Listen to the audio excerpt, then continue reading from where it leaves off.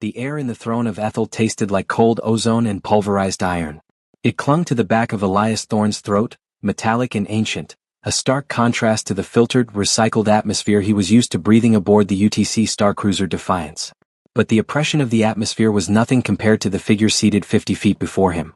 She was the gravity well in this room, a singularity of power that warped light and silence. Queen Lyra Valerius. Elias, an envoy of the unified Terran Commonwealth, stood rigid and unmoving, dressed in the dark, non-reflective gray uniform that marked him as one of the few humans audacious enough to step onto a world claimed by the K1. He should have been focused entirely on the scroll of peace conditions clutched in his left hand, the meticulously worded treaty that had taken 3 solar cycles to draft and was meant to stave off another millennia of border warfare. But Elias wasn't thinking about peace. He wasn't thinking about the millions of lives depending on his diplomacy, or the tactical advantage of the KYN's antimatter shielding, or the silent, winged, obsidian guards flanking the throne, whose faces were carved monuments to hatred. He was looking at her eyes. They were not merely red, they were crimson, molten rubies set into a face of alabaster perfection. Her hair, the color of newly fallen snow, cascaded over the black and blood-red armor that encased her slender form. A crown of sharp, interlocking shadow metal rested on her head, echoing the immense, folded wings that rose like dark banners behind her. She was a nightmare chiseled into existence, a harbinger of death, and the instant his eyes met hers, something irreparable happened inside the usually calculated, analytical mind of Elias Thorne. It was not fear. It was not awe. It was a dizzying, terrifying, utterly illogical certainty. I'm going to marry her. The thought slammed into him with the force of an energy blast, so profound and immediate that Elias actually fought the urge to flinch. His breath hitched, a near-fatal mistake in a place where any deviation from absolute composure was read as weakness. He was a human diplomat, a political soldier tasked with preserving the peace of the Terran sector, and he had just fallen head over heels in love with the immortal, blood-drinking, genocidal sovereign of the KYN Empire. And worse, she knew. Lyra Valerius did not move a muscle. She didn't smile, she didn't frown, yet the corner of her perfect mouth twitched, the slightest, almost imperceptible upward curve, a gesture that spoke volumes in a room built on silence. Her crimson gaze deepened, boring through his uniform, his skin, and the carefully constructed walls of his mind. She was not reading his diplomatic intent, she was reading his soul. And she found the most ridiculous, reckless, dangerous impulse a mortal mind could possibly conceive. You stand before the throne of Ethel, little Terran. Her voice finally broke the silence, a low, smooth chord that vibrated deep in the crystalline floor beneath his boots. You come bearing a request for respite, a plea for us to halt the cleansing of your pathetic colonial borders. Yet your mind, it speaks volumes beyond your treaties. Elias forced his gaze to drop to the glowing, ruby-like pendant set into her breastplate, anywhere but her eyes, but her power kept yanking his focus back. He swallowed hard, pushing the ridiculous, pulsing desire down into a hidden compartment of his consciousness. Focus. Duty. Your Majesty, Elias began, his voice surprisingly level and clear, practiced by hundreds of simulations. I am Envoy Elias Thorne, representative of the unified Terran Commonwealth.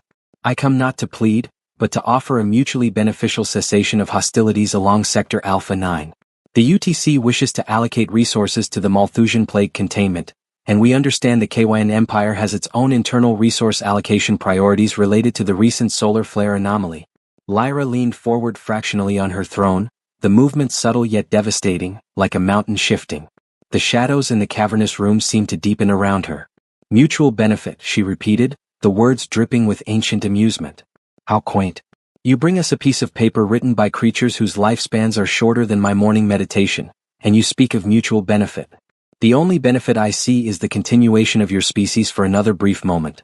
The 2 guards on the left, hulking figures with faces obscured by high collars and winged helmets, shifted their weight, their immense sabers scraping faintly against the stone. The message was clear. One wrong word, one flicker of fear, and he would be a smear on the marble. Elias took a measured breath, mentally reviewing the HFY protocols. The KYN respected strength and audacity, not subservience. With respect, Your Majesty, the UTC is prepared for continuation or annihilation. We have demonstrated our resilience against the Xylos hegemony, the KRYL swarms, and your own forces over the last 4 centuries. The cessation is not a plea, it is a calculated pause. One that prevents the deployment of our orbital deterrents, which, while mutually destructive, would render 3 of your core harvesting worlds uninhabitable for 2,000 cycles. We are merely offering you a more convenient timeline for expansion elsewhere. He finished the statement and held his breath. That was the diplomatic nuclear option. It had to work. Lyra's lip curled slightly, and this time the amusement was laced with predatory hunger. A threat disguised as a treaty. How very human, she purred. But I find the little words on your little scroll far less interesting than the loud, utterly chaotic screaming in your skull, little human. Elias felt a prickle of cold dread that had nothing to do with the temperature of the room. His advanced mental shielding, designed to thwart basic telepathic probes, was nothing more than tissue paper to her. I am afraid I don't follow, Your Majesty, Elias lied smoothly, trying to focus his thoughts solely on the chemical composition of the air filter in his uniform. Lyra let out a soft, dry laugh, a sound that should have been grating but somehow only fueled the absurd fire in Elias's chest. Oh, but you do follow, Envoy Thorn. While your mouth recites the mundane metrics of war, your heart, that tiny, frantic pump of human blood, whispers the most dangerous blasphemy I have heard in 3 millennia. She lifted a perfectly manicured hand, her fingertips tipped with sharp, black talons, and gestured vaguely at him. It screams of love at first sight. The room was utterly silent now, save for the faint, flickering hum of the arcane energies that powered the fortress. Even the silent Kwang guard seemed to lean in, intrigued by their queen's unusual display of personal attention. Elias felt his composure shatter, not from fear of being killed, but from the humiliation of being so thoroughly exposed.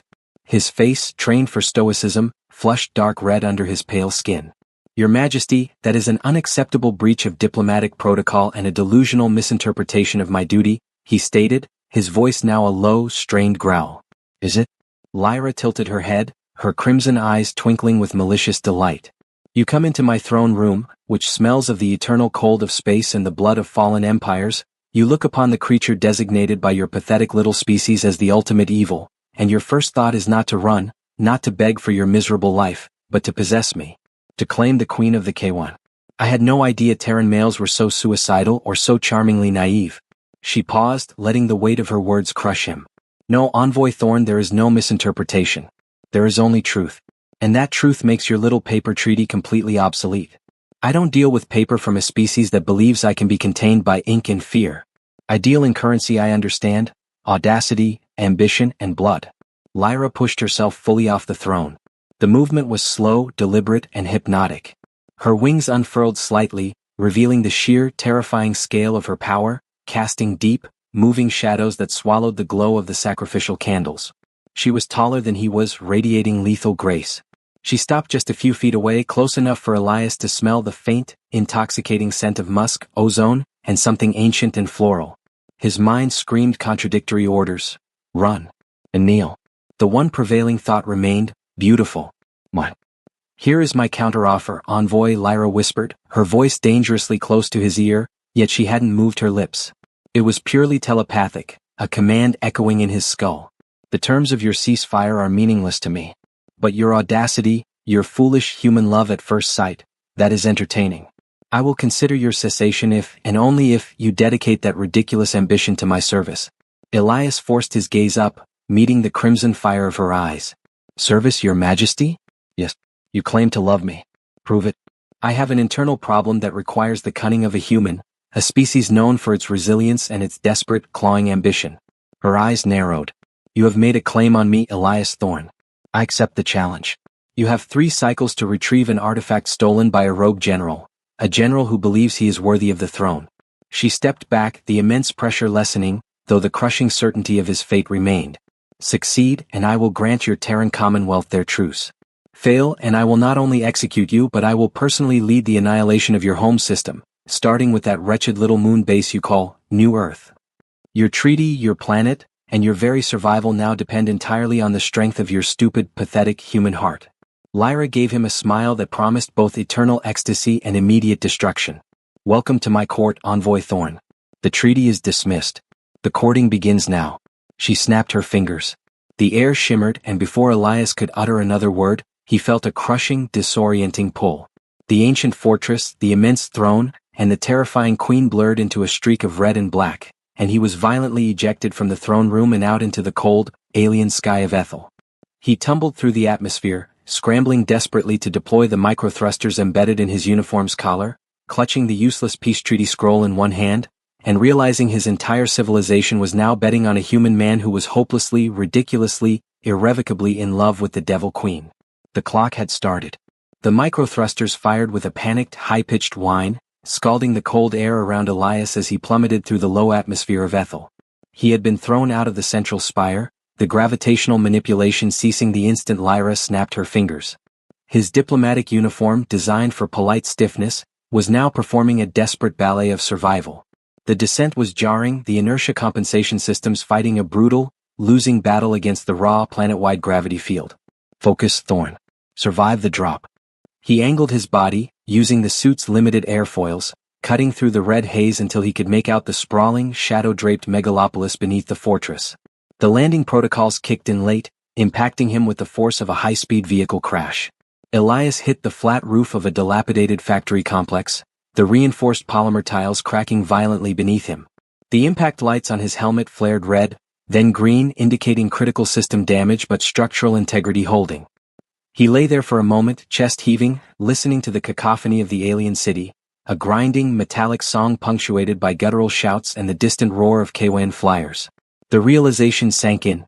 He was alive, he was on Ethel, and he was now the sole hope for humanity, all because he was stupid enough to fall in love with the ultimate apex predator.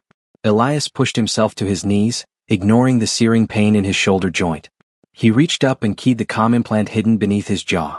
It utilized a localized, highly encrypted quantum entanglement frequency, designed only for dire emergencies or Black Ops coordination on hostile worlds. Thorn to Sparrow. Mission parameters, severely altered. Require immediate extraction and intel on objective. Artifact theft, possible internal power struggle.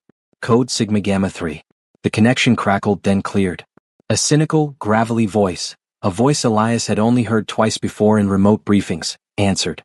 Sparrow here. Code confirmed. Took you long enough, Envoy. We heard the Queen tossed a piece of garbage out the highest window a moment ago. Didn't expect it to be the diplomat. I'm alive, Yarrick. That's what matters, Elias grit out. Debatable.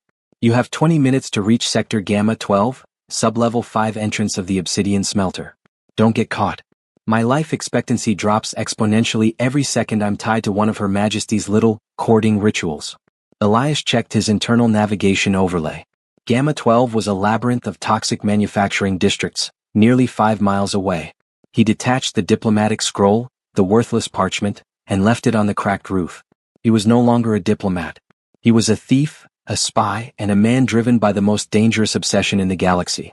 He moved across the rooftops, utilizing years of military training usually reserved for low-G boarding actions. The city below was a nightmare of Gothic architecture merged with heavy industrial machinery, all illuminated by the sickly red-blue glow of Lyra's fortress and the omnipresent, flickering candlelight of the Kawan. When he finally reached the smelter, a colossal structure belching corrosive, green smoke into the sky, he found Yarrick waiting. Yarrick was not Kyn or even Terran. He was a Krellian, a member of a near-humanoid species known for their uncanny ability to blend into the shadows and their complete lack of emotional effect. Yarrick wore heavily modified environmental gear and carried the weary posture of a lifetime spent in morally ambiguous service. You look terrible, Envoy, Yarrick said flatly, his voice filtered through a distorted comm unit. Did you really think you could negotiate with the Queen of Eternal Midnight? The terms changed, Elias said, stepping through the concealed entry point Yarrick had opened. She requires an artifact back. A general is challenging her throne. I retrieve the artifact, she grants the truce. Yarrick stopped cold, turning his helmeted head toward Elias. That's what she told you? Good gods, she's even crueler than I thought. She didn't just reject your treaty, she turned you into her pet assassin. She called it a courting ritual, Elias corrected, the word feeling heavy and desperate on his tongue. Yarrick let out a sound that might have been a laugh or a mechanical groan. Of course she did. That woman is ancient, Thorn. She finds your frantic little human life cycle hilarious. She's giving you a task designed to kill you and your delusional infatuation simultaneously. They started moving through the dark, cramped service tunnels beneath the factory. The air here was thicker, tasting of burnt organics and sulfur. Tell me about the objective, Elias demanded, trying to shift the focus away from his exposed feelings. The artifact and the rogue general. The general is Volkov. Used to be one of Lyra's most trusted executioners.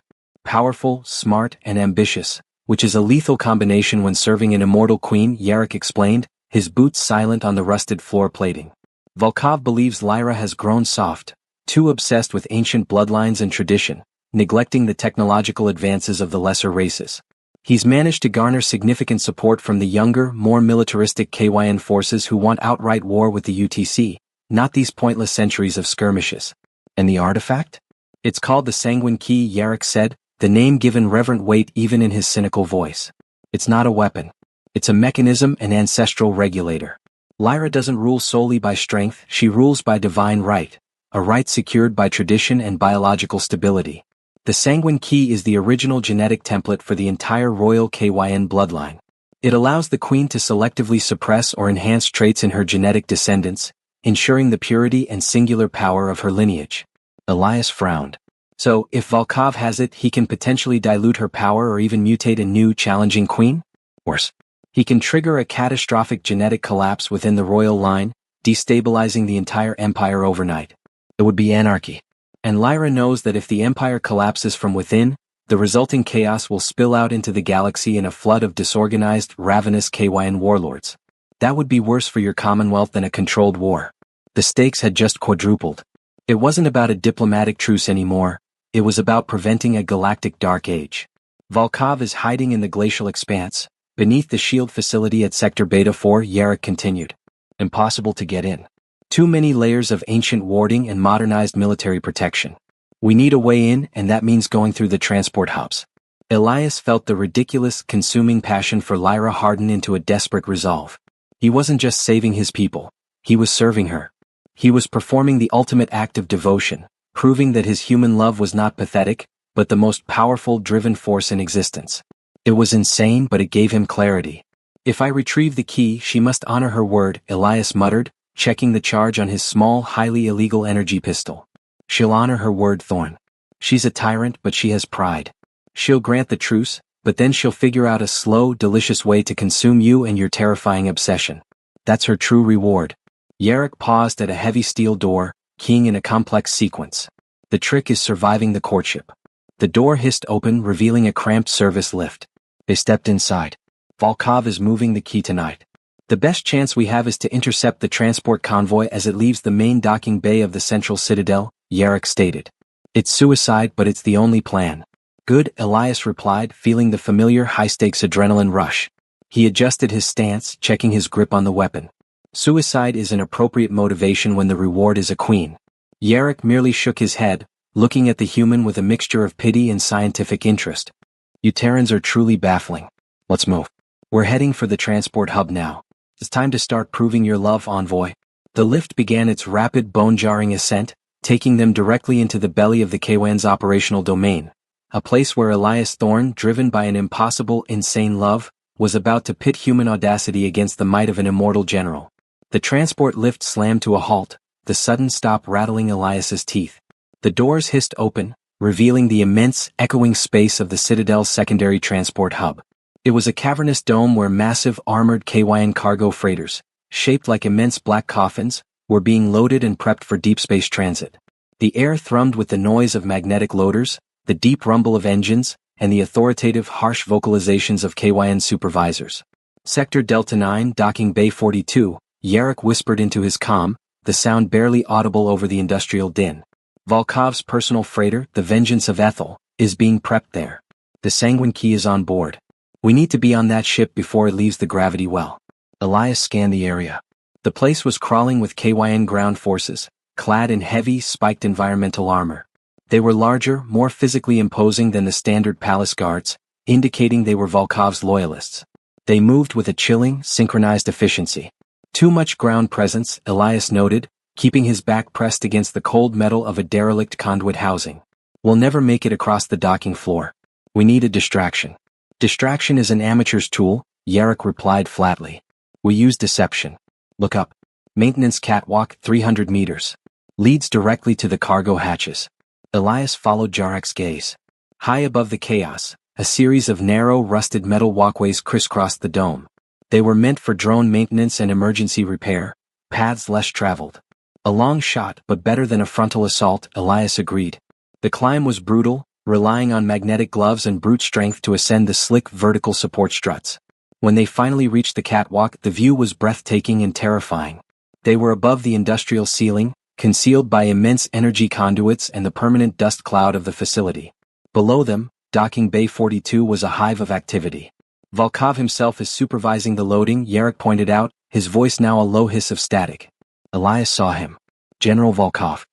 He was instantly recognizable, a towering figure even among the Kewin, wearing armor of dull, ancient bronze, lacking the sleek, modern ornamentation of Lyra's court.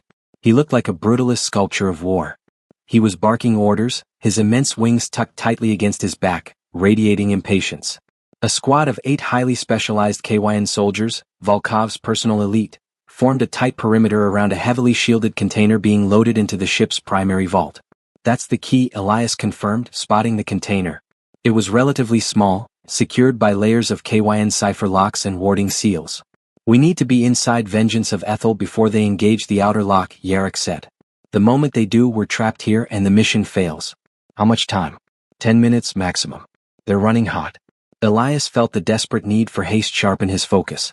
He had to think like Lyra would, audaciously, ruthlessly, betting on the impossible.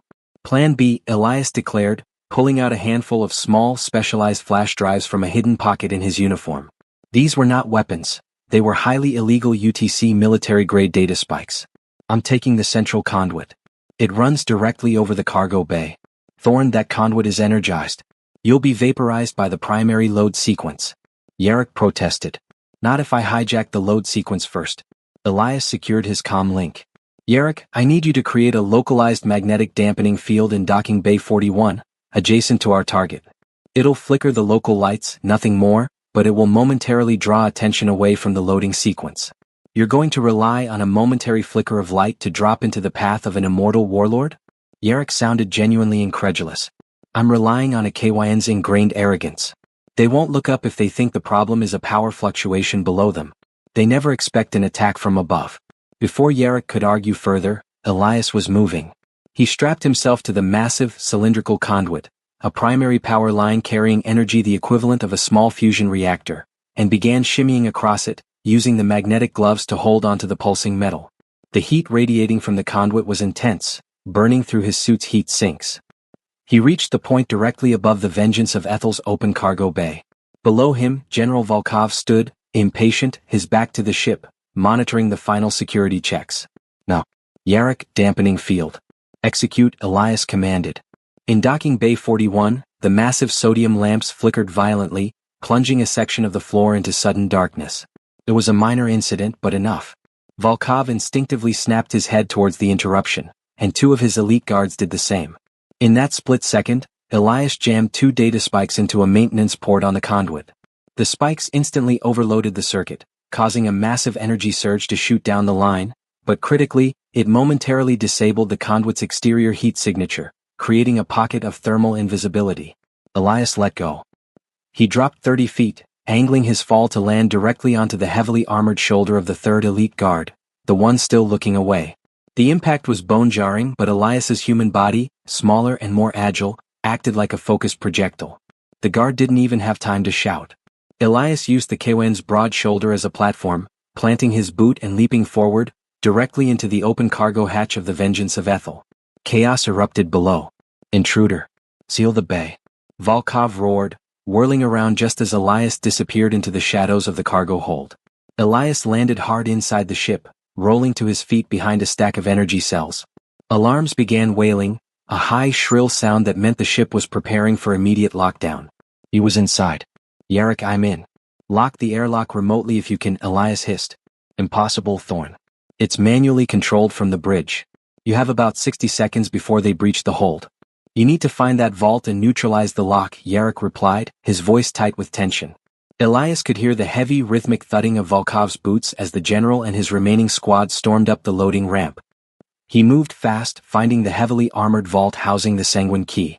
It was a self-contained module, currently attached to the ship's internal power grid.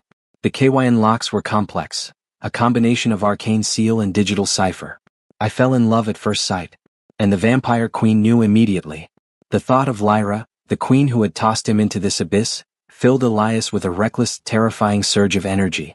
This wasn't about logic or survival, it was about proving himself worthy of her attention. He pulled a small, specialized Terran cipherbreaker from his kit. It was an illegal, cutting-edge piece of tech capable of forcing the KYN's complex encryption, but it would take critical seconds. He began the sequence, the small device humming frantically. 40 seconds. The vault door's internal security system lit up, a grid of blue energy lines interlocking, resisting the Terran intrusion attempt. 30 seconds. The thunder of Kwan boots echoed off the hull plating, much closer now, just beyond the thick blast doors separating the hold from the main entrance ramp. Elias worked with blurring speed, his focus absolute, filtering out the fear and the adrenaline. He saw the pattern in the Kwan's ancient cipher, a flaw based on the symmetry of their language, and exploited it. 20 seconds. He heard the heavy metallic grind of the blast doors beginning to open. Destroy the human. Volkov's voice was a low, terrifying growl. The cipher breaker finished its work. Lockdown seals overridden. The internal vault door hissed open, revealing the sanguine key, a shimmering fist-sized crystal of condensed crimson light, pulsing with deep organic energy, seated in a velvet-lined casket. It looked like a living jewel. Elias grabbed it. The crystal was cold, emitting a powerful, seductive energy that resonated strangely with the reckless love in his heart. He didn't have time to savor the victory. Volkov and his elite were pouring into the cargo bay, their energy rifles raised. "You pathetic little creature." Volkov roared, raising a massive two-handed energy cannon. "You dare steal from the general of the Kwan." Elias didn't aim for Volkov. He aimed for the ship. He threw 2 flash grenades, miniature Terran disruptors, at the nearest main engine conduit. Zoxek. The grenades discharged, not causing an explosion, but a massive magnetic pulse that fried the local electronics and, more importantly, caused a catastrophic engine overload. The vengeance of Ethel lurched violently. Red emergency lights flashed everywhere. The KYN soldiers, used to perfect order, stumbled, their targeting systems failing. Elias didn't wait. He sprinted toward a small auxiliary maintenance hatch on the ship's side, pulling out the small grappling hook he'd been saving. "He's escaping. Bring him down." Volkov screamed, firing his cannon. A bolt of raw energy screamed past Elias's head, vaporizing the metal where he had stood a second before. Elias shot the grappling hook, the magnetic claw biting deep into the hull just above the hatch. He yanked the hatch open, plunging into the inky blackness of the space between the ship and the docking bay wall. "Yark. I have the key. Get a retrieval vehicle now." "Retrieval is initiating." Jarek's voice was strained. "Hold tight, Thorn. They've sealed the whole bay.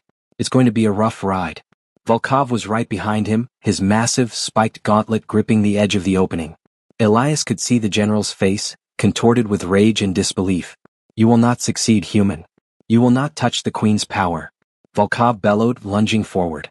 Elias, hanging precariously from the rope, thrust his leg out and kicked with all his remaining strength. Not at Volkov but at the hatch itself. The impact caused the door to slam back onto the general's head with a deafening metallic clang. Volkov howled in pain and fury, momentarily stunned. Elias swung across the docking bay, the sanguine key clutched tightly in one hand. Below him, the vengeance of Ethel was now a smoking, damaged wreck.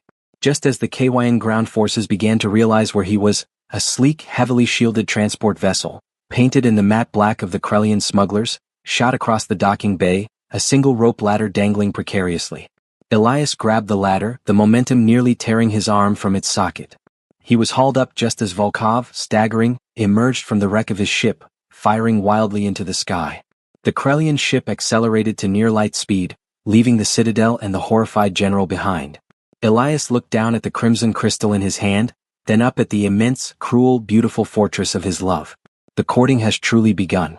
The ascent into the fortress of Ethel was silent, swift, and entirely unlike the terrifying diplomatic entrance Elias had made hours earlier.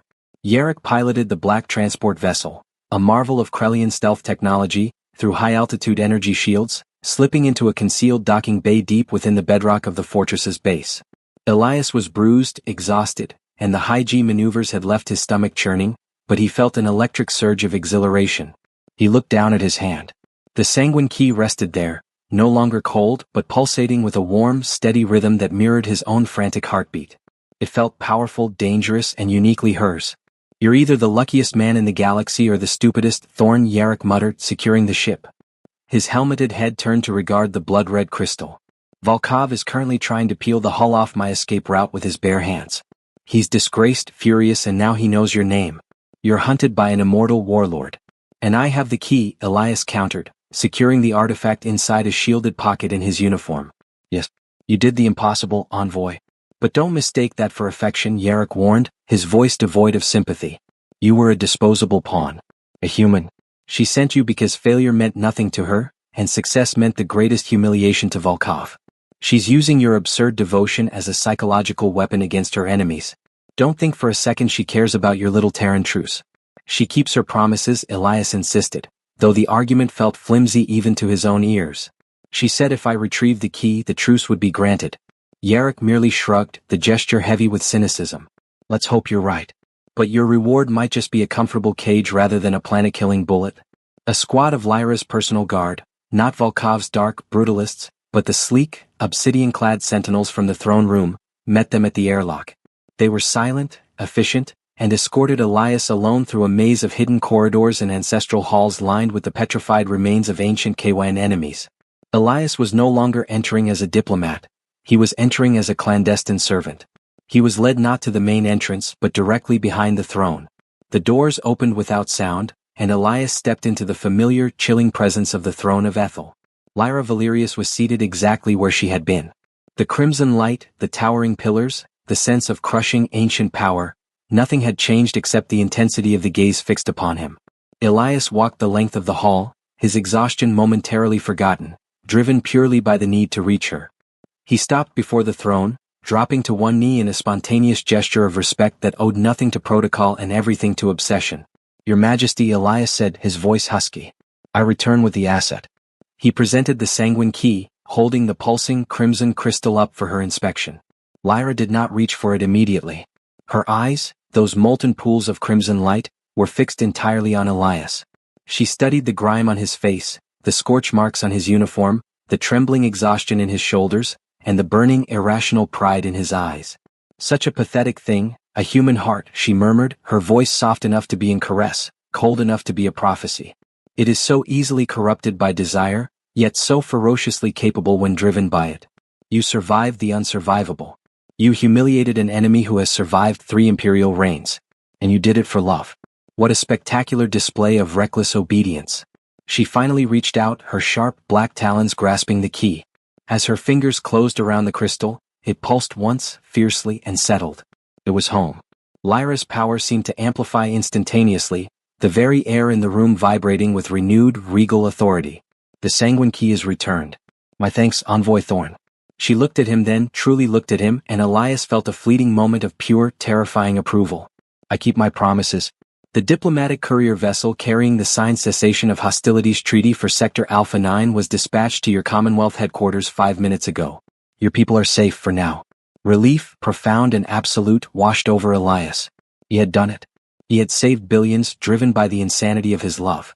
My gratitude, Your Majesty, he whispered, dropping his head in genuine deference. Do not thank me yet, Lyra purred. This was merely the preliminary trial, Thorn. The entry fee. The game has just begun. She leaned forward. You ask why Volkov was so desperate to possess this key. He didn't just want power, he wanted to destroy my purity. The key in the wrong hands doesn't just destabilize the KYN line. It specifically makes the current wielder of the throne susceptible to a unique ancient toxin developed by the Xylos hegemony. Volkov had already secured the antidote for himself.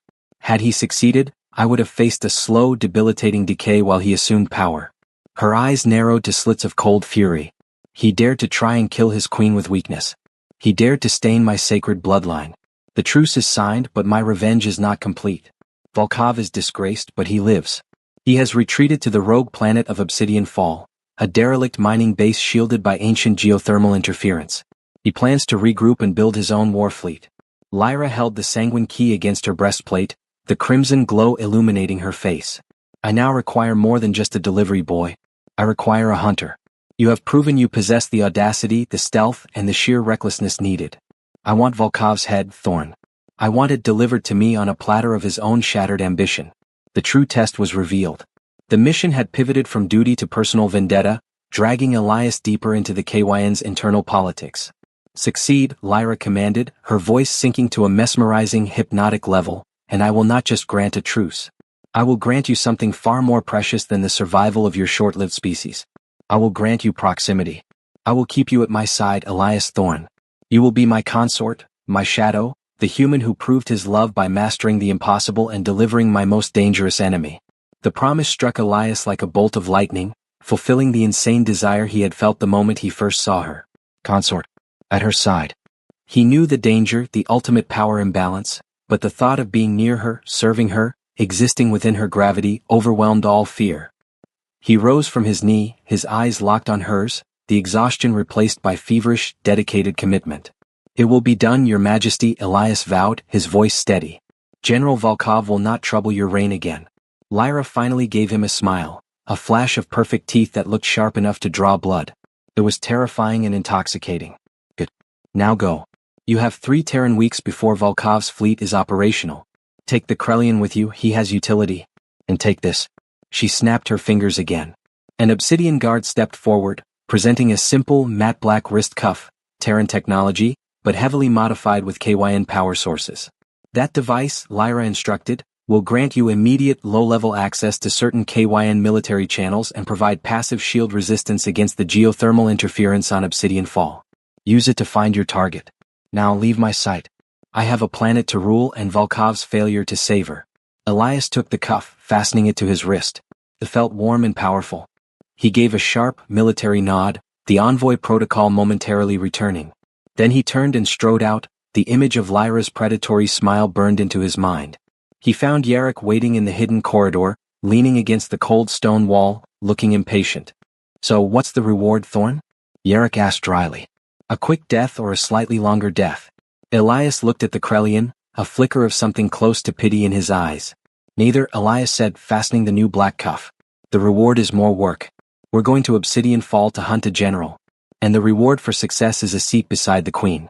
Yarrick stared at him, then sighed, adjusting his environmental gear. "Obsidian Fall.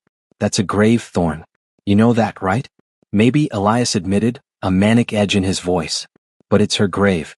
And I intend to claim it for her." They moved quickly through the corridors, heading back toward Jarrek's stealth ship, the shadow of Lyra's promise driving every step. The human envoy, blinded by love, was now fully transformed into the Queen's deadliest assassin. The jump to Obsidian Fall was jarring, even for Jarrek's expertly shielded Krellian vessel. The rogue planet lived up to its name, a swirling, magnetic storm of sulfurous clouds perpetually masking a crust that was ripped open by tectonic scars. It was less a planet and more a massive, volatile core barely contained by gravity. "Geothermal interference is off the charts," Thorn, Jarrek's voice crackled through the comms, fighting the static generated by the planetary environment. "I'm taking the ship down deep into a magnetic shadow near the old Xylos mine. But even my shields won't last long in this atmospheric pressure. We have about 48 hours tops before we're stuck here permanently." As the ship plummeted through the swirling vortex of black and red clouds, Elias felt the air within the cockpit begin to heat violently. The internal systems of his Terran uniform screamed in protest, but the obsidian cuff Lyra had given him pulsed with a cool, steady blue light. It emitted a localized dampening field that stabilized his immediate environment and silenced the static in his personal comm frequency. Lyra's gift was functioning perfectly, granting him passage where no unauthorized KWN could tread. "The cuff is holding the interference back," Elias confirmed. "Target analysis?" "Volkov's fortress is built into the primary caldera vent, roughly 20 clicks from our landing zone. It utilizes the raw planetary heat for power and shielding. It's a logistical nightmare to attack but strategically sound. The magnetic chaos means no reliable orbital bombardment." They landed with a sickening crunch in a deep, shadowed chasm. The moment the ramp lowered, the environment assaulted Elias. The air was thick and poisonous, forcing his suit's recyclers into overdrive. The ground was composed of razor-sharp, heat-fused obsidian shards, slick with geothermal runoff. Above them, the sky was a permanent, terrifying ceiling of churning red and black. "This is where ambition comes to die," Thorn, Yarrick said, shouldering a Krellian laser rifle. "Or where a new ambition is born," Elias countered, pulling his own energy pistol. He looked at the obsidian cuff. Every step he took, every challenge the environment presented, reaffirmed his value to Lyra. The more impossible the task, the more worthy he became. They moved across the tortured landscape for hours. The journey was grueling, a testament to human endurance against a planetary hazard. The geothermal surges were constant, waves of heat and magnetic noise that momentarily blinded them and sent their internal navigation systems spinning wildly. Without the dampening field of the cuff, Elias knew he would have been rendered unconscious or fried long ago. It was during a moment of relative calm, near a ridge of smoking sulfur vents, that they encountered the first opposition. 3 KWN guards, Volkov's loyalists, were patrolling the perimeter of the caldera. They were using heavy, armored vehicles equipped with massive heat sinks, struggling through the terrain where Elias and Yarrick moved with relative speed. 3 o'clock, heavily armed, Yarrick whispered. We bypass them. No, Elias stated, already drawing his weapon. We eliminate them. We can't risk them reporting unusual energy signatures. We need to go silent and fast. Elias initiated the attack. He didn't rely on brute force. As the KYN vehicle lumbered past, he used the magnetic properties of the cuff to temporarily destabilize the surface beneath the vehicle's track. The massive vehicle slid, tilting precariously into a fissure. Distracted, the 3 KYN soldiers turned, raising their weapons. But Elias was already closing the distance. He was smaller, faster, and utterly fearless. He discharged a targeted burst of Terran kinetic energy rounds into the exposed joints of the first guard, crippling its legs and sending it crashing to the ground. The second guard reacted immediately, unleashing a stream of plasma fire. Elias used the KYN-enhanced cuff, slamming a temporary localized shield boost, diverting the plasma fire just long enough to close in. He plunged his combat knife, standard-issue Terran carbide, into the KYN's neck sheath, silencing it instantly. The third guard, realizing the impossible agility of the small human, tried to sound a wider alarm. Elias was faster. He shot the KYN's communicator unit, then leveled his energy pistol and fired directly at the guard's unshielded faceplate. 3 KYN, eliminated in under 30 seconds, utilizing speed, precision, and technology the KYN dismissed as primitive. You're getting messy, Thorn, Yarrick noted, though there was a hint of reluctant admiration in his voice as he quickly harvested the KYN's internal comm units. But efficient. That cuff, it's doing more than just filtering static. Lyra gave you an advantage. She gave me the tools to succeed, Elias retorted, feeling a surge of pride. The successful execution, the quick kill, it was an offering to the Queen. They pressed on, reaching the edge of the great caldera. Volkov's fortress was immense, a dark, spiked structure fused directly into the side of the geological vent, drawing immense power from the molten lava beneath. It was impenetrable from the outside. Only one way in, Yarrick stated, pointing to a massive, heavily reinforced ventilation shaft that ran down the side of the fortress. The airlock will be heavily secured. We go through the primary environmental conduit. They navigated the sheer descent, using grappling lines and magnetic attachments, until they reached the ventilation shaft. Elias used his cipher breaker again, bypassing the basic magnetic locks, and they slipped inside. The interior of the fortress was dry, hot, and smelled strongly of sulfur and ancient, oxidized metal. They were moving through the fortress's literal lungs. Following Jarrek's tactical guidance, they navigated through service tunnels until they reached a point high above the central command chamber. They found a perfect vantage point, a graded service port looking down onto a massive tactical display, where Volkov and several of his high-ranking officers were assembled. Volkov looked different now, his rage having settled into cold, military focus.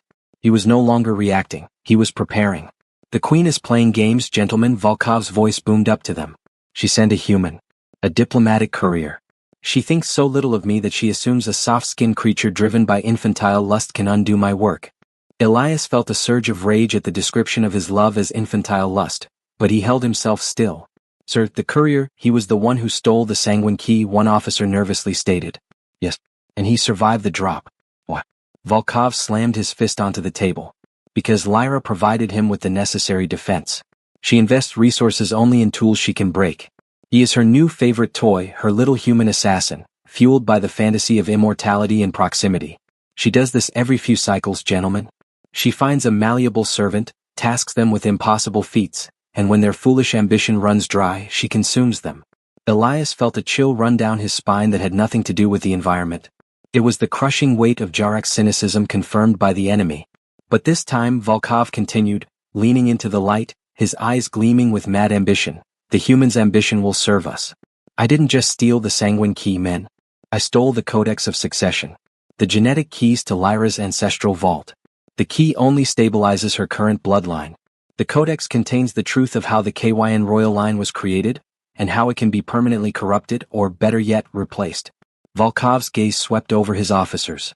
When the human arrives, and he will arrive, driven by his pathetic desire to impress his mistress, we will give him the Codex. Let him take it back. Let him deliver the means of his queen's ultimate downfall straight into her hands. That will be my true final humiliation of Lyra Valerius. Elias felt the sanguine key's crimson glow, still warm in his shielded pocket, suddenly feel cold. He had risked everything, killed for her, and she had sent him on a mission that was meant to be a simple recovery but was secretly a far more intricate, deadly betrayal against her rival. But now Volkov had revealed the true depth of the trap. He didn't want the key back, he wanted the codex planted. He was a pawn in a game far larger than he realized, caught between a tyrannical queen and a vengeful general. Elias looked at Yarrick, who was looking back at him with an expression that said, "I told you so." "We have to move," Thorn, Yarrick hissed. "He's expecting you. He's going to let you take the codex." Elias gripped his pistol, his focus shifting. Volkov was not just a target. He was now a dealer of terrible, life-altering truth. Elias needed to kill Volkov, but he also needed that codex.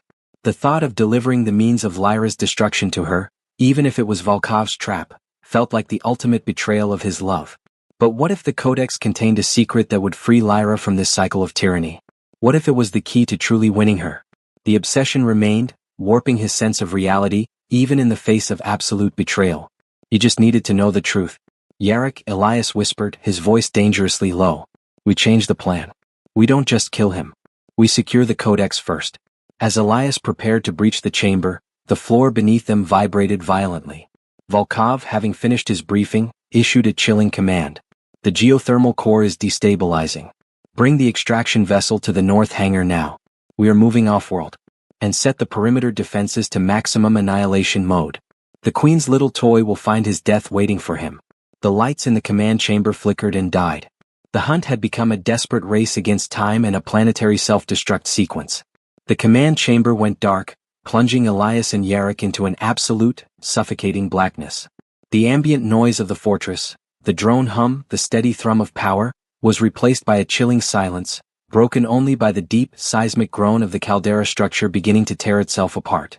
"Maximum annihilation mode is active," Thorn, Yarrick's voice was strained, cut with static. "Volkov just released the pressure seals on the main vents. This entire structure is going to be pulverized by internal heat in T-15 minutes. We need to move now." Elias didn't hesitate. He activated the secondary sensors on Lyra's obsidian cuff. The world immediately resolved into a high-contrast thermal image, the superheated metal glowing crimson and white, the cool air pockets appearing blue. More chillingly, the tunnels ahead were laced with tripwires and motion-sensitive plasma cannons, Volkov's final, desperate defenses. "Target the central corridor. Volkov won't take the winding paths," Elias commanded. "He'll head straight to his extraction point. Yarrick, keep the comms open and focus on bypassing the power routing to those plasma cannons. I'll handle the pressure seals." They descended through a ventilation shaft that now served as an emergency access route. The air was scorching, the vibrations intense. Elias moved with a primal, focused intensity. The reality of Lyra's manipulation, using his love as a lure, had done nothing to diminish his devotion. If anything, it had sharpened it. He was not just executing an order. He was stepping into the middle of a conflict that defined her existence. He had to succeed not just to save his species, but to prove he was worthy of her complex, terrifying attention. They reached a wide access tunnel. The moment they stepped onto the floor, the static cameras detected them, and a swarm of miniaturized, armed drones, Volkov's mobile defense systems, dropped from the ceiling. "Drones. 6 of them," Yarrick shouted. Elias reacted with the cold precision of a predator. He didn't fire his energy pistol wildly. He used the limited power of his wrist cuff to momentarily destabilize the magnetic field in the central area. The KYN drones, relying on precise magnetic flight paths, instantly tumbled out of formation. Elias hit them mid-fall with quick, controlled bursts of energy fire, neutralizing 4 before they could recover. The remaining 2 were smarter. They converged on Yarrick, recognizing the Krellian as the softer target. "My hands are tied, Thorn. I'm still working the plasma routing," Yarrick yelled, scrambling for cover. Elias threw a small, high-yield kinetic charge. It didn't explode, it detonated magnetically, clinging to the wall near the drones and overloading their proximity sensors. The drones, confused, fired wildly at the wall, destroying themselves. Elias yelled. They sprinted down the hallway, heat shields barely holding. Yarrick finally managed to bypass the final security junction. The red alert lights on the plasma cannons lining the hallway flashed and died. "We're clear to the main vault level," Yarrick confirmed, breathing heavily. "Volkov's private armory. The codex should be there." They arrived at a vault door reinforced with ancient, ritualistic warding, layers of protection far older and more formidable than the cipher lock on the Sanguine Key container. "This is not a digital lock, Thorn. This is ritualistic security," Yarrick said, running his hand over the strange, swirling symbols carved into the dark metal. "It needs a genetic key, possibly Volkov's, or a complete system overload. We don't have time for either. Elias pressed the obsidian cuff against the central seal.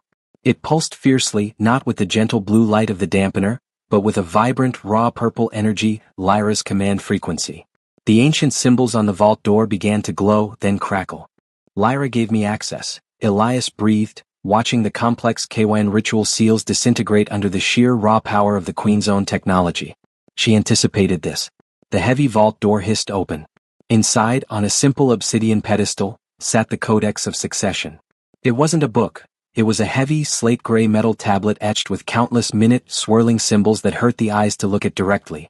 It felt cold, weighty, and utterly final.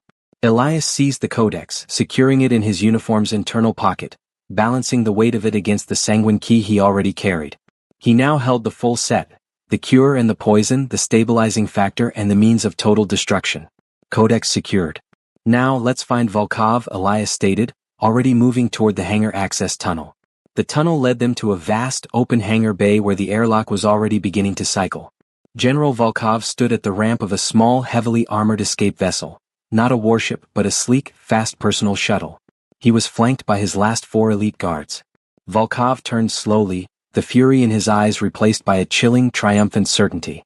I knew you would come, little toy. Volkov's voice was amplified, resonating through the hangar. Your devotion is so predictable. Did you enjoy the run? Did Lyra's little trinket keep you warm? Elias stopped 20 feet from the general, the deafening sound of the caldera collapsing outside framing the confrontation. The game is over, Volkov, Elias said, raising his energy pistol. The Queen wants your head. Volkov laughed, a deep, rumbling sound that echoed off the high ceiling. The Queen wants her humiliation, human. And you have delivered it. You brought her the key, denying me my immediate weapon. And now, you hold the Codex, the ultimate weapon against her entire existence. I knew your tiny, simple mind would be unable to resist such a magnificent treasure. Take it to her. Let her face the reality that her own beloved assassin delivered the means of her genetic collapse. Volkov was enormous, his bronze armor glowing with geothermal power. He was a mountain of muscle and ancient KYN wrath. Elias was just a man. But Elias remembered the ultimate truth of the HFY protocols. Never engage the KYN on their terms. You misunderstand, General, Elias said, a cold, focused calm settling over him. I didn't take the Codex because I was lured by its magnificence. I took it because it allows me to choose the terms of your demise. Volkov signaled his guards. Kill the human. He is no longer needed. The 4 elite guards raised their plasma weapons. Elias didn't waste fire on them. He dropped low and fired his energy pistol directly at a small, heavily wired geothermal conduit running along the floor near Volkov's feet, a crucial power line feeding the escape shuttle. The conduit exploded in a blinding flash of raw heat and electricity. The force of the explosion wasn't enough to kill the KWIN, but the secondary effect was devastating. Volkov's guards, momentarily stunned by the proximity blast, stumbled. Elias used the distraction, sprinting laterally, avoiding the slow, sweeping fire from the guards. He fired 2 bursts into the knees of the closest guards, then activated the highest magnetic field possible on his wrist cuff. The pulse was short but fierce. The KWN, naturally sensitive to magnetic interference, screamed as the pulse temporarily overloaded their sensory organs. Volkov, enraged, charged forward, his massive hands reaching to crush Elias. You die now, human. Elias knew he couldn't win a direct fight. He dodged the general's wide swing, feeling the wind shear of the near miss. As Volkov turned, Elias spotted the weakness Yarrick had noted, a seam in the bronze armor near the general's spine, where the exoskeleton drew power from an external unit. With a desperate final burst of speed, Elias leaped onto Volkov's back, driving his combat knife through the vulnerable power seam. The general bellowed, an inhuman sound of pain and shattering power. His bronze armor instantly overloaded, electrical fire tearing through the circuits. Volkov staggered, grasping wildly at the human clinging to his back. Lyra will break you. Volkov gargled before collapsing in a sparking, shuddering heap on the hangar floor. The remaining 2 guards, seeing their leader fall and the entire hangar beginning to buckle, abandoned their post and fled into the escape shuttle, sealing the hatch immediately. Thorn, get out of there. The planet is in free fall. Jarek's voice screamed through the comm. Elias pulled the knife free, turning to see the general's body twitching faintly. Volkov was neutralized. Elias ran toward the edge of the hangar bay and fired his grappling hook, climbing toward the opening where Jarek's ship was already descending, struggling against the catastrophic atmospheric turbulence. He hauled himself aboard the Krellian vessel just as the hangar floor gave way entirely. They shot out of the disintegrating fortress, narrowly avoiding massive chunks of molten rock and flying debris, leaving the burning, dying planet of Obsidian Fall behind. Safely in the cold vacuum of space, Elias slumped into a seat, breathing heavily, his body bruised and aching but his mission successful. He looked at the two objects in his possession. The Sanguine Key, Lyra's purity, Lyra's stability. And the Codex of Succession, the tool of her potential collapse, the truth of her power. Elias had done Lyra's bidding, eliminated her threat, and yet he now possessed the means to blackmail, control or even save her, depending on how he chose to use the final weapon. The proximity she offered suddenly felt less like a reward and more like a high-stakes interrogation. I am coming back, Lyra Valerius, Elias thought, staring at the swirling symbols on the codex. And this time I will not be just your pet. The jump drive kicked them into KYN space, the familiar, star-choked void replacing the terrifying, molten chaos of Obsidian Fall. Yarrick set the Krellian ship on a high-speed trajectory back toward the fortress of Ethel, maintaining a tense, almost unnatural silence. Elias sat in the sterile confines of the medbay, ignoring the automated repair functions trying to mend his severe bruising and second-degree burns. His focus was entirely on the Codex of Succession. He had Volkov's bronze crown, a jagged, heavy piece of metal ripped from the dead general's head, ready to present as his trophy. But the true power lay in the ancient slate in his hands. You're going to open that, aren't you? Jarrek's voice finally broke the silence, heavy with resignation. I have to know what I'm holding, Elias said simply. I cannot serve her if I don't know the stakes of her power. The codex was cold, radiating an energy that felt different from the Sanguine Key's pure, biological pulse. It felt informational, etched with symbols that seemed to shift under ambient light. Elias, using his cuff's processor to cross-reference the symbols with known galactic languages, discovered the impossible. The language was an ancient variant of Proto-Terran, used by early human colonies before the Great Schism. Volkov hadn't intended for Lyra to read it. He intended for Elias to read it. Elias began to translate, the truth unfolding like a biological horror. The Codex revealed that the KYN were not a naturally evolved immortal species. They were a creation. The architects, a long-vanished, hyper-advanced non-KYN race, had engineered the first KYN queen using the most resilient, adaptable and emotionally volatile DNA they could find, early Terran genetic material. The KYN were the ultimate human evolutionary branch, optimized for strength, longevity and psychic dominance, designed to be the architect's immortal proxy rulers. The Sanguine Key was merely the genetic stabilizer to prevent catastrophic trait decay. The Codex, however, was the master blueprint containing the fail-safe, specific gene sequences and resonant frequencies that, if injected into the KYN populace, would trigger a rapid genetic de-evolution back to the Terran baseline, stripping them of their immortality, psychic power, and their crimson, predatory traits. The KYN were not demons, they were genetically enhanced humans gone wrong. Lyra Valerius, the Queen of Eternal Midnight, was his ancestor, his cousin, the pinnacle of the human fuckia ideal, warped into a tyrannical monster. Elias felt a cold, calculated terror mingle with his burning obsession. This didn't just destabilize Lyra, it gave Elias, a mere human, the power to end the entire KYN race by making them mortal again. This was the ultimate trump card. You see it now, Yarrick said, watching the horrified realization on Elias's face. Volkov knew the human's genetic connection would allow him to bypass the KYN security and read the truth.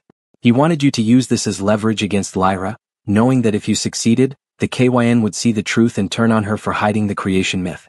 He wanted me to destroy her reign from the inside, using her own lineage as the weapon, Elias finished, his voice hollow. He wanted to see her pride shatter. And what do you do now, Thorn? You have the ultimate power over your love. Do you choose the destruction she deserves, or the impossible protection she needs? Yarrick pressed. Elias secured the codex deep within the ship's hardened vault, creating a triple redundant lock keyed to his unique Terran biosignature. He wouldn't destroy it. He wouldn't give it to Lyra. I give her the head of her enemy and the lie she wants to hear, Elias declared, his eyes hardening. The truce is safe and I become her consort. The codex is my insurance. My true courting gift will be the truth, when I can finally offer it without her crushing me for the attempt. They arrived at Ethel, and Elias was immediately escorted to the throne room, this time by the highest echelon of KYN Guard. He was no longer a diplomat or a clandestine assassin. He was a celebrity, the human who had done the impossible. Lyra Valerius was not alone this time. Her court was present. Hundreds of KYN nobility, generals, and advisors stood arrayed on both sides of the vast hall, their faces impassive, awaiting the outcome of the Queen's latest game. Elias walked the gauntlet, ignoring the hostile, judging eyes. He moved straight to the throne, dropping the heavy, jagged piece of Volkov's bronze crown onto the floor with a loud clang that echoed through the silence. "General Volkov is neutralized, Your Majesty," Elias announced, his voice carrying the confidence of a man holding the galaxy's greatest secret. "His body remains on the collapsing surface of Obsidian Fall. His threat to your reign is over." A palpable hum of awe and disbelief rippled through the court. A human had killed General Volkov. Lyra, however, remained utterly unmoved.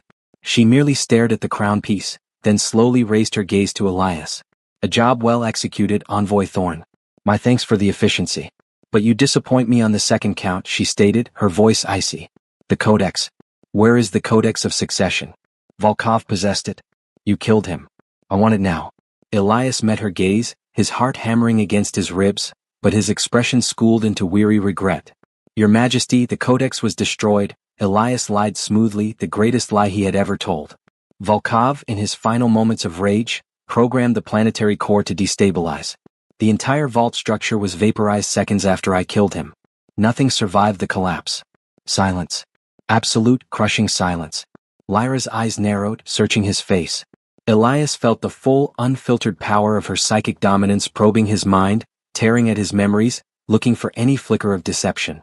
He had prepared for this. He focused fiercely on the image of the vault collapsing, the fire and the magma, the truth of the destruction, while compartmentalizing the memory of the Codex's safe retrieval. The psychic assault lasted for a timeless moment.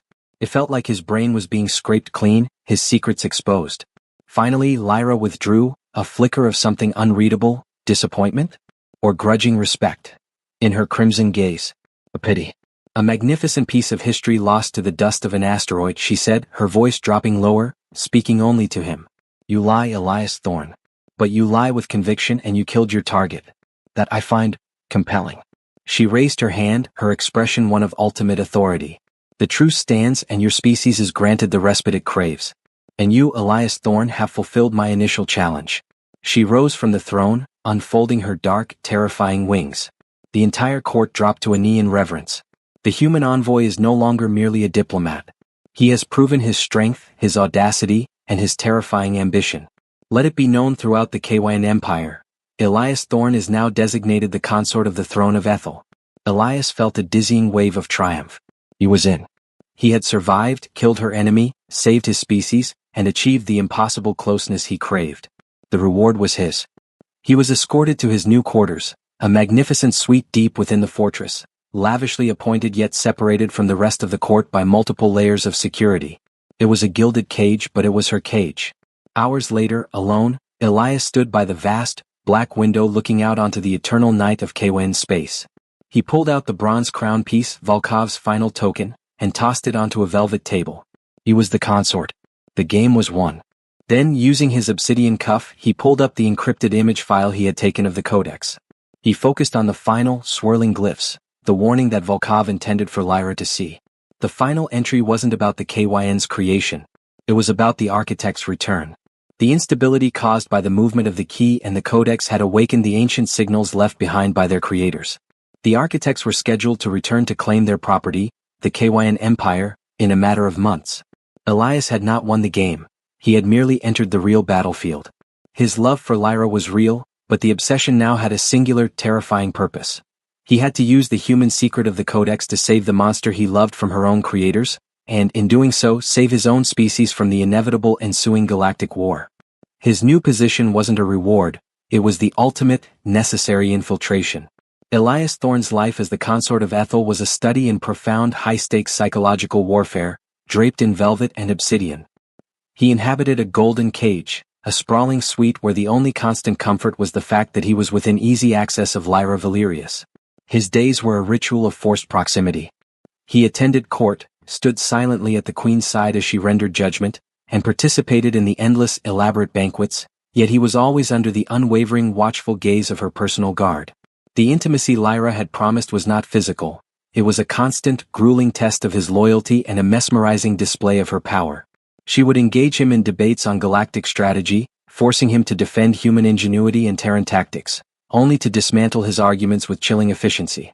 Your human sentimentality is a flaw, consort, she murmured to him one evening, while watching a distant KYN fleet execute orbital maneuvers. But your audacity, your refusal to break. That is the only thing of interest you Terrans possess. Tell me, if I commanded you to deliver the coordinates of your home world, the one your kind calls New Earth, would you do it? Elias met her crimson eyes, a calculated lack of fear defining his response. You already have the coordinates, Your Majesty. I carried them in my comm implant during my diplomatic mission. If you wanted the planet annihilated, you would have already commanded it. You ask not to test my capacity for betrayal, but to test my capacity for survival. I will always choose your survival over theirs for now. My love demands your continued reign, Lyra. She smiled, a slow, predatory appreciation that sent a dizzying wave of triumph through his chest. Such beautiful, desperate devotion. You passed, Elias. But be warned. The moment that commitment wavers, I will watch you tear your own planet apart before I tear your heart from your chest. This psychological dance was the true reward. Lyra was constantly measuring his obsession, unknowingly forging the shield she would need against the coming threat. While playing the role of the infatuated consort, Elias began his covert operations. He activated the deep-spectrum sensor arrays in the obsidian cuff Lyra had given him. Disguising his activity as the consort's architectural study, he began running low-level diagnostics on the fortress's archaic energy grid and its long-dormant historical databases. Yarrick, having vanished back into the KYN underworld, was his only contact. They communicated using burst transmissions encrypted in the background noise of the KYN's commercial fleet broadcasts, a high-risk channel. I found it, Thorn Jarrek's static-laced voice whispered across the void one night. The creation myths. They call them the Makers. They are described as beings of pure, solidified thought, who left behind vast and used energy nodes within the core KYN systems. Nodes that are too complex for the current KYN tech to activate, but perfect for a precursor race to use as beacons or power conduits. Confirming the Codex's warning, Elias muttered, staring at a schematic of Ethel's defense grid on his cuff's display. The ancient energy nodes Yarrick described were clustered beneath the planet's primary shield projector, the very place Volkov had sabotaged during his retreat. Elias realized that the KYN's advanced plasma shields were entirely focused on modern threats, Terran kinetic strikes or Xylos phase weaponry. They had forgotten how to defend against their own history. If the architects returned, they wouldn't use conventional weapons.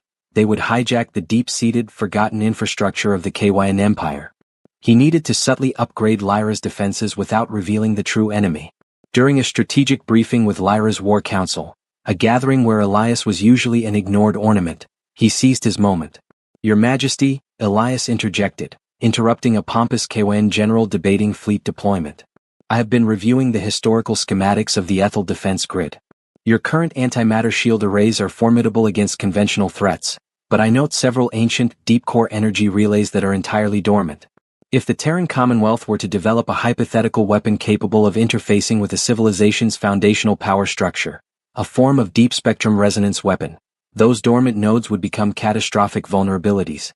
The court fell silent. KYN's strategy relied on known threats, and the notion of a hypothetical weapon was alien to them. Lyra, however, looked intrigued. She dismissed the general's protests with a casual wave of her hand. Explain, consort. Why would your short-lived species develop such a sophisticated, non-destructive weapon? Elias lied by omission, drawing on his engineering background. Terrans are creatures of desperation and ingenuity, Lyra. We are excellent at exploiting the laziness of ancient defenses. Reinforcing those dormant nodes is cheap insurance against a future, unexpected threat that bypasses the conventional shield protocols. It would require allocating minimal resources but provide massive, unseen security. Lyra stared at him, assessing his ambition, his mind calculating the tactical benefit. She saw only the fear of his species driving his counsel. A curious proposition. The human fears what he knows he is capable of creating, she observed. She then issued a chilling command, solidifying Elias's new influence.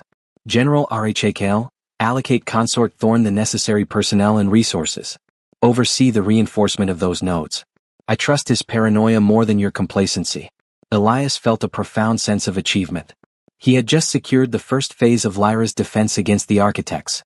For the next week, Elias worked relentlessly coordinating the defense upgrade. He used the assignment to systematically analyze the old energy networks, preparing them not just for reinforcement, but for potential overload, a final weapon, if needed, against the architects themselves. It was late one cycle, while Elias was analyzing a deep space seismic report on his cuff, that the atmosphere of the fortress changed. The entire structure of Ethel experienced a micro-tremor, subtle enough that the KYN dismissed it as geothermal instability. Elias looked at the seismic reading. It wasn't seismic.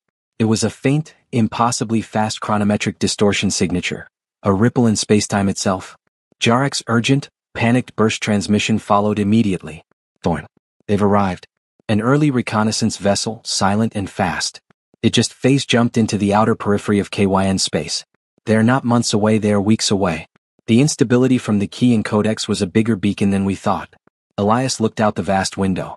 In the cold, black void of space, a pinprick of unnatural, impossible blue light suddenly blossomed and faded, far beyond the visual range of KYN telescopes.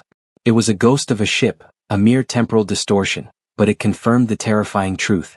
The courting phase was over. Lyra was still unaware, but her creators had just knocked on her front door. Elias had mere weeks to turn his love, the vampire queen, into a desperate ally against extinction. He had to convince her to fight an enemy she didn't know existed, and he had to do it using the very secret that could end her life. Elias could not wait for a formal audience.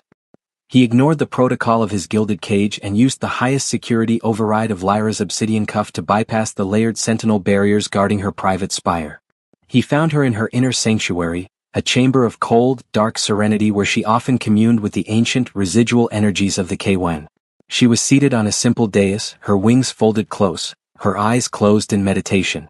The guards in the room instantly moved to neutralize him, but Elias didn't draw a weapon. He simply stood there, radiating focused urgency. "I apologize for the intrusion, Your Majesty," Elias said, his voice carrying the weight of the coming galactic calamity. "But the game has changed. The threat is here, and your strategy is currently aimed at the wrong enemy." Lyra opened her eyes, and the crimson glow was laced with cold fury. "You trespass, consort," Lyra's voice was dangerously quiet. "And you presume to challenge my strategic calculus. You have been enjoying my favor, Elias, but do not mistake proximity for parity. I challenge your complacency, Lyra. The tremor you felt tonight was not a natural event. It was a chronometric distortion. It was the precursor signal of the architects, your makers. The name hung in the air, a blasphemy." Lyra did not physically react, but Elias felt the cold, psychic shockwave ripple through the chamber. The guards hesitated, sensing the intensity of the exchange. "You speak of KYN children's myths, Thorn. Beings of thought that vanished eons ago. Did Volkov implant this nonsense in your dreams as a final poison?" Lyra scoffed, though the dismissal lacked her usual finality. Volkov knew they were real. He knew the movement of the sanguine key was a beacon. He planned to use the codex to strip you of your KYN nature, believing the makers would destroy the KYN but spare a primitive Terran. I killed him before he could execute that final treason, but his threat was founded in truth. Elias stepped closer, defying the KYN guards who were now aiming plasma weapons at his back. "They are coming back to reclaim their property, Lyra. They will not use plasma shields or kinetic rounds. They will use the forgotten infrastructure of your own empire, the massive, dormant energy nodes that Volkov destabilized and that I am currently reinforcing." Lyra rose fully, her massive wings snapping open, dominating the room. The force of her psychic will slammed into Elias, harder than the pressure on obsidian fall, searching for the truth of the codex that she suspected he hid. "You lie. You hide the codex and you use an ancient fairy tale to manipulate my defenses." Lyra's mind voice shrieked in his skull.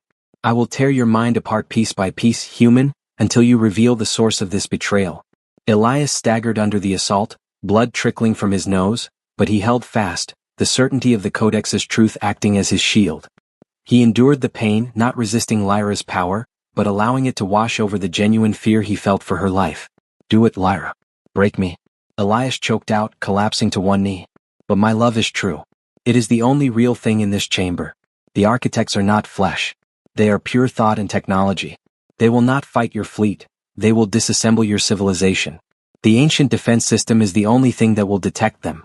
As the intense psychic confrontation reached its breaking point, a deep, jarring alarm sliced through the fortress's network, a code never heard before. Lyra instantly withdrew her power, her crimson eyes flickering to the large tactical display embedded in the chamber wall. On the screen, a small KYN reconnaissance vessel, the Hunter's Dagger, was patrolling the outer sector, the same sector Yarek had warned him about. Then, without warning, the Hunter's Dagger simply vanished. Not an explosion. Not shield failure. It was as if the ship's molecular structure had been instantaneously and perfectly erased from existence. One moment it was there, the next only a clean vacuum remained. The KYN defense systems registered nothing. No incoming fire, no energy signature. Lyra stared at the screen, her lips parted in disbelief, her regal composure finally fracturing. The impossible had happened. Her most advanced scout vessel was annihilated by nothing. Jarek's emergency burst transmission then crackled into Elias's obsidian cuff, which he had linked to the room's main display. Thorn, that was the Architect's scout probe. They just vaporized the KYN patrol. They used temporal displacement fields to erase matter from the timeline. The KYN have no defense against it. They are coming and they view this entire empire as defective property. Lyra looked from the annihilated space where the ship had been, back to the human kneeling before her, who was bleeding but utterly unbowed. The truth, impossible, terrifying, and delivered by a creature of obsession, was undeniable. "You have lied to me, consort," Lyra stated, her voice trembling with barely controlled fury. "But you are the only thing in this damned galaxy that saw the unseen threat." She waved her hand, dismissing the frozen guards. "Leave us. General Rhakl is now under the consort's direct strategic command. He has 3 Terran weeks to make my fleet ready for a ghost war." Lyra descended from the dais, moving with fluid, lethal grace until she stood directly over Elias. "Rise, Elias Thorn. You are no longer merely a consort or a pet. You are my shield bearer. You will fight this war for me and you will win it, or I will ensure your death is the most spectacular event of the coming apocalypse." Lyra reached out and gripped the chin of the bleeding human. Her touch was possessive, agonizing, and yet fueled Elias with a desperate, terrifying euphoria. "You have proven your love, Elias. Now prove your utility. Tell me what they fear. Tell me how to kill a thought." "They fear obsolescence, Lyra," Elias whispered, meeting her gaze. "And they fear the very human ingenuity they tried to eliminate when they created you." The dynamic had shifted completely. Elias was now Lyra's indispensable partner, privy to her most desperate strategic vulnerabilities. That night, Lyra did not dismiss him. She took him not as a lover but as a political claim, a show of absolute trust and possession before the inevitable war. The intimacy was charged with power, fear, and the crushing weight of their mutual doom. In the brief moments of rest, Elias used his cuff to finalize the code sequence for the Codex's failsafe. He was creating a Terran KYN hybrid weapon, a system that could, with a single command, activate the de-evolution field and strip Lyra and her empire of their KYN nature. This was his ultimate defense. If the Architects won, Elias would use the Codex to revert Lyra and the remaining KYN back to their human origin, saving them from annihilation by making them merely mortal. The final act of his obsessive love was to be a terrible, forced salvation. The war for the soul of the galaxy, and for the heart of the Vampire Queen, was about to begin.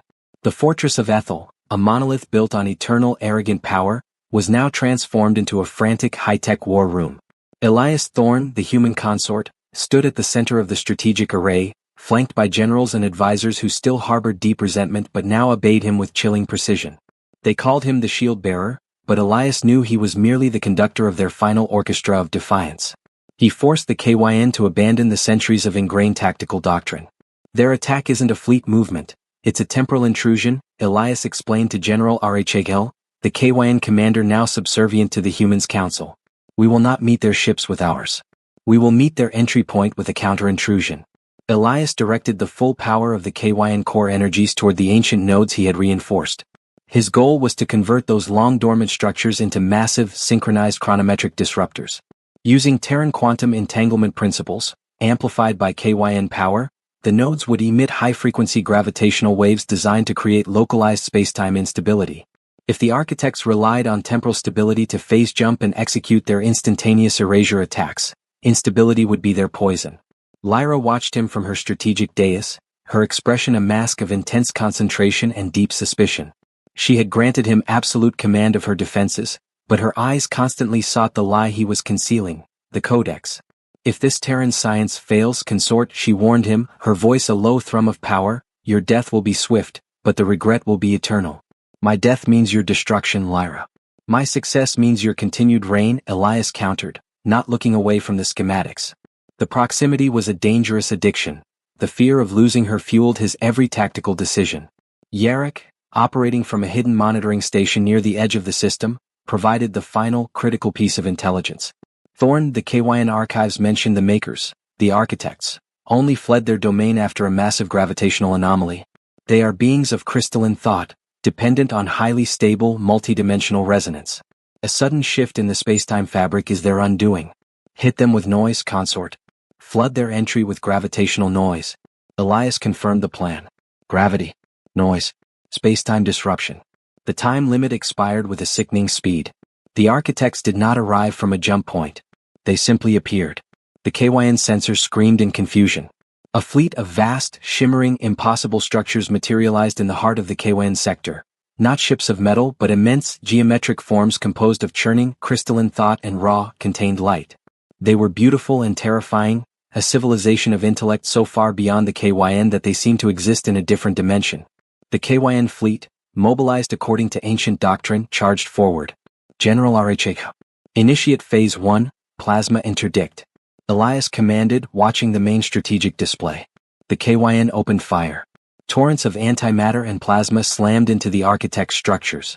The weapons simply phase-shifted through the targets, having no impact. Then the counterattack began. No explosions. No energy bolts. The lead KYN cruisers, one after another, shimmered briefly, then vanished, cleanly erased from the timeline, leaving nothing behind but a brief echo of silence. The erasure is working. Their temporal field is perfect. RHAL shouted in panic. Phase 2. Initiate the disruptors now. Elias roared into the comms. The ancient energy nodes, reinforced by Terran ingenuity, flared to life, drawing immense power from Ethel's core. The effect was immediate and catastrophic. High-frequency gravitational waves, the space-time noise, roared outward, crashing into the architect's formation. The impossible crystalline structures wavered. Their shimmering edges frayed. One of the massive geometric structures, attempting to erase a KYN destroyer, seemed to stutter, caught between two moments in time, before it dissolved into harmless, sparkling dust. A wave of astonished relief swept through the KYN command center. Elias's impossible theory was working. But the architects were not defeated. They were adapting. They regrouped and focused their unified power on Lyra's flagship, the Queen's Aegis, knowing the target was the core of KYN resistance.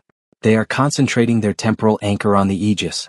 Elias realized, seeing the geometry of the chronometric disruptors warp under the architect's pressure. They are going to erase the Queen. Lyra, standing rigidly on the command deck, looked out at the approaching, shimmering death, her face pale, the usual crimson defiance fading under the weight of utter annihilation. The shield is failing, consort, Lyra whispered, her voice strained. Your ingenuity has only delayed the inevitable. They are stronger than your human theories. Elias knew the battle was lost. They had stalled the enemy but they couldn't win the war. He only had one card left. I have a final plan, Your Majesty. Elias yelled over the wailing alarms. It will save you but it will change everything. He slammed his hand onto the activation sequence of the codex, which he had covertly linked through his cuff to the main command systems. He could feel the immense, raw power of the de-evolution field, the power to strip Lyra and her remaining forces of their KYN nature, to revert them to fragile, mortal humans, saving them from the architect's temporal erasure by taking them out of the architect's genetic database. He was on the brink of the ultimate betrayal, the ultimate act of saving her against her will. He could hear the genetic sequence loading, the moment of no return hovering over his fingertip. He looked at Lyra, standing there, regal even in the face of oblivion. His love, absolute and terrifying, was about to force her into fragile mortality.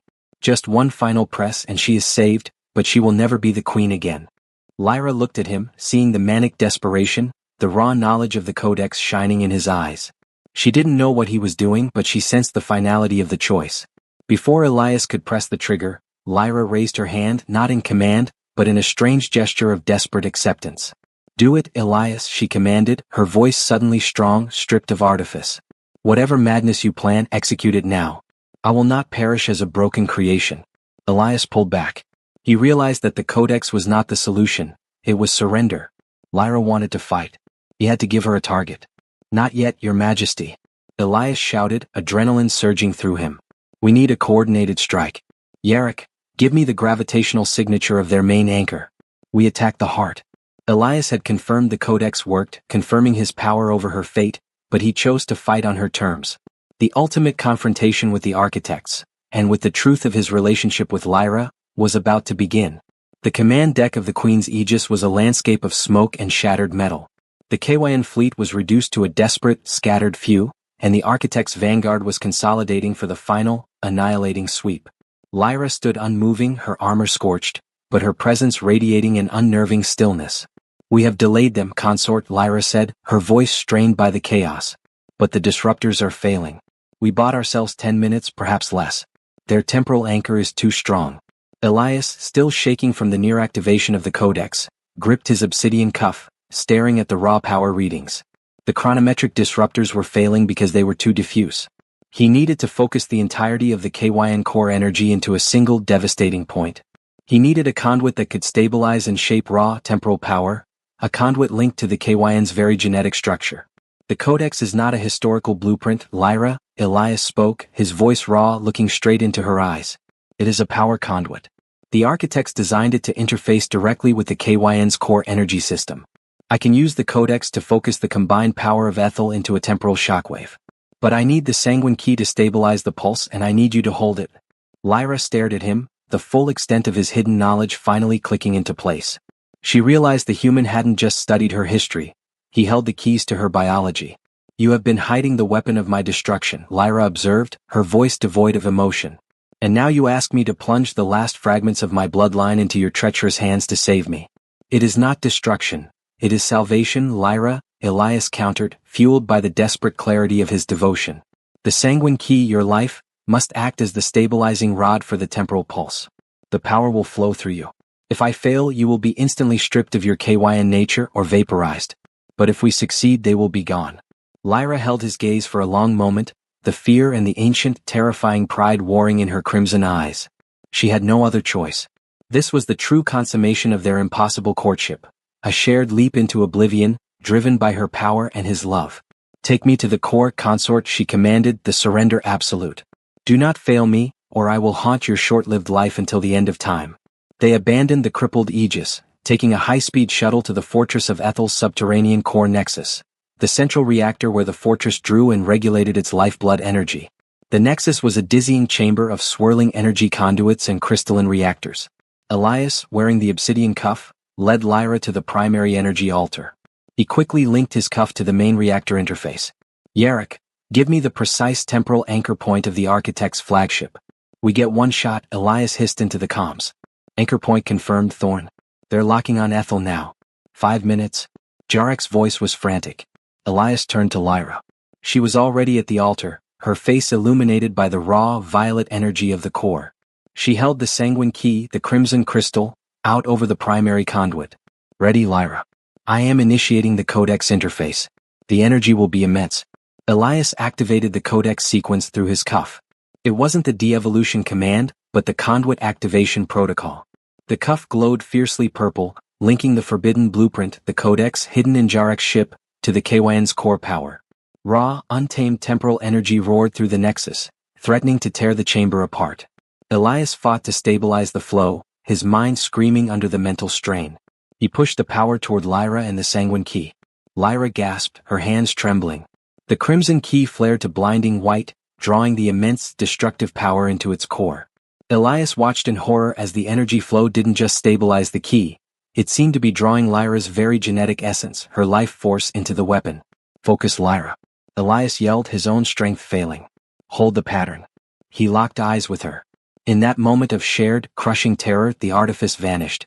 Lyra was no longer the ancient tyrant. She was a being fighting for her survival, utterly reliant on the human she loved to hate. Elias wasn't merely saving his species. He was saving her. With a final, agonizing surge of will, Lyra solidified the energy pattern. Fire. Elias screamed. He targeted the pulse through the main orbital projector, aiming the terrifying, stabilized temporal shockwave straight toward the architect's flagship. Miles above them, the sky seemed to tear open. The shockwave, focused and absolute, hit the temporal anchor. The architect's crystalline flagship shimmered violently, unable to sustain the massive, destructive noise in its temporal field. The impossible geometry cracked, then exploded into a silent, brilliant cascade of spacetime fragments. As the flagship was erased, the remaining architect's vessels, destabilized and directionless, dissolved one by one. The battlefield went silent. The threat was over. Elias collapsed onto the floor of the Nexus, the obsidian cuff sputtering violently, the intense power surge having nearly fried the Terran technology. He was alive. Lyra was alive. The KYN were safe. Weeks later, the fortress of Ethel was quiet, the wounds of war slowly healing. Lyra Valerius was back on her throne, overseeing the cleanup and the execution of the surviving cowardly generals. Elias Thorn, fully healed, was summoned to the throne room. He stood before her, not kneeling but standing tall, a posture of earned parity. Lyra dismissed the entire court, leaving only the two of them in the vast, echoing hall. "You saved my empire, Elias Thorne," Lyra stated, her crimson eyes intense. "You risked the annihilation of your pathetic little species, you killed the general who would have unseated me, and you wielded the raw power of my deepest secret against a foe I didn't even know existed." She stepped down from the throne, walking slowly toward him. "You are not merely my consort, Elias. You are my sovereign's shield. The one who holds the power over my existence." She stopped directly in front of him, the physical proximity overwhelming. "I know you hid the Codex of Succession. I felt the activation energy flow through the sanguine key. I know you could have stripped me of my KYN essence and left me as a short-lived human. I know you chose not to." She reached out, her taloned fingers gently touching the scorched metal of his obsidian cuff. "You have proven that your love is not naive. It is a force of galactic preservation, and it is entirely focused on me." She paused, the ultimate concession hanging in the air. "I cannot destroy you, Elias Thorne, because you are the only one who has ever truly mastered me. The only one who has seen my weakness and chosen to defend it. My promise is fulfilled. You shall stand at my side now and forever." Lyra raised her hand, resting it possessively on his shoulder. "You are consort of the throne of Ethel. But know this, my human, your life is now bound to my eternal, terrifying existence. We are partners in this secret, partners in this power, and partners until the final star burns out. You wanted me, Elias Thorne. You have me." She finally gave him the kiss of the vampire queen. A searing, possessive, dangerous embrace that sealed their impossible, terrifying, eternal bond. Elias had won the war, he had saved humanity, and he had claimed the most dangerous prize in the galaxy. He had fallen in love at first sight, and the vampire queen, who knew immediately, had accepted the consequence. The KWN Empire had a human ruler, and the greatest weapon in the universe, the Codex, remained hidden, the secret insurance for the human who dared to love a god.